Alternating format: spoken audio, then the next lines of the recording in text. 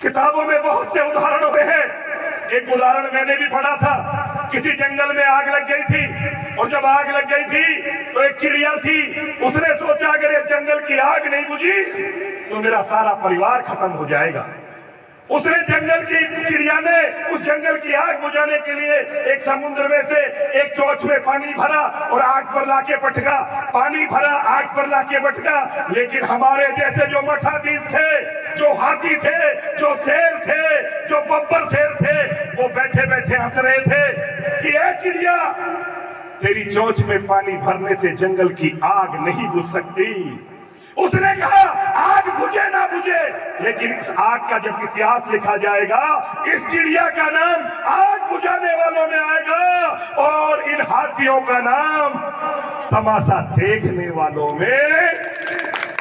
हमें किसमें नाम लिखाना है? हमें नाम लिखाना है आग बुझाने वालों में। हमें नाम लिखाना है कौम के लिए, लड़ाई लड़ने के लिए। बानसूर में है और बानसूर की धरा पर तो उस जाति का यह आधिपत्य है जिस जाति ने आरक्षण की लड़ाई में 72 लाल गंवा दिए थे। हम लाल गंवाने की बात तो नहीं करते, लेकिन संगठित होने की बात करते हैं। आप सब संगठित हो जाओ, सरकारें आपके पीछे होगी। मैं आपको भरोसा दिलाता हूं, अगर आप संगठित हो गए तो आने वाला मेरे बच्चों का भविष्य उज्जवल होगा।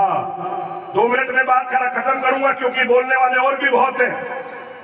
पढ़ाई का बेटा क्या महत्व होता है, मैं फिर वही लेके चलना चाहता हूं। मेरा ननियाल भर्ती में है, मेरी माँ अनपढ़ थी। मेरे पिताजी सब्जी का कारोबार करते थे, नागपुर में संतरे के ठेके लेते थे, मादाराम जी ये जानते हैं।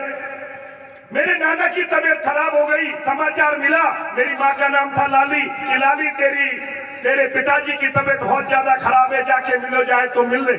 मेरा ननियाल था माधोगढ़, मेरी माँ पढ़ी लिखी नहीं थी, वो बस स्टैंड पर गई, उसने बस स्टैंड से टिकट लिया, माधोगढ़ का, बस में बैठ गई माधोपुर की में। बस का टिकट लिया, माधोगढ़ का, बैठ गई माधोपुर में, क्योंकि वो पढ़ी लिखी नहीं थी। बहुत दूर जब बस चली गई तो मेरी माँ ने कहा कि ये तो मेरे गांव का रास्ता नहीं है, ये तो कोई और रास्ते पर बस जा रही है। कंडक्टर से पूछा, भाया माधोगढ़ अभी नहीं आया, इतनी देर तो नहीं लगती है बस में। उसने की माँ तू गलत बस में बैठ गई, तू तो माधोपुर वाली बस में बैठ गई, तू तो माधोगढ़ वाली में नहीं बैठी। मेरी बात जैसे तैसे वापिस लौटकर बस स्टैंड आई, दोबारा माधोगढ़ का टिकट लिया और माधोगढ़ पहुंच गई। जब माधोगढ़ पहुंच गई तब तक नानो दुनिया से छोड़ चलो। अगर मेरी माँ पढ़ी होती तो मेरा नाना की शक्ल देख लेती। आधे पेट भूखे रह जाना और हमें कोई दिखावे की जिंदगी मत जी लेना। ऐ मेरे बुजुर्गों, मेरे साथियों, पढ़ाई के लिए, अपने बच्चों के लिए जो कुछ किया जाए जो कर देना। और मेरे नौजवान साथियों, हमारा परिवार पेट काट कर आपको पढ़ाता है। जब बेटे को भूख लगती है तो वो माँ की तरफ भागता है, और जब बेटे की जेब खाली होती है तो वो बाप की तरफ भागता है।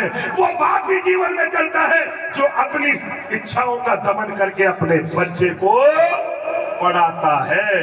कौम के लिए अगर हमें किसी भी हद पर जाना पड़े, लेकिन हमें कौम का स्वार्थ बड़ा रखना है, खुद का स्वार्थ छोटा कर लेना है। आप लोगों ने मुझे सुना, आप लोगों ने सम्मान दिया, आपका बहुत बहुत आभार। राम राम साहब।